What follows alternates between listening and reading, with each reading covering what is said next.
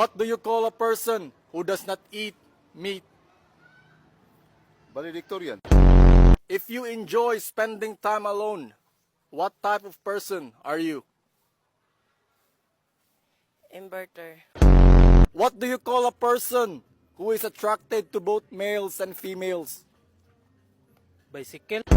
When a woman is pregnant with 2 babies, they are called twins. When a woman is pregnant with 3 babies, they are called blank. 3 babies. Triceps.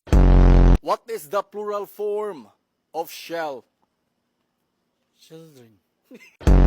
What animal is considered a man's best friend?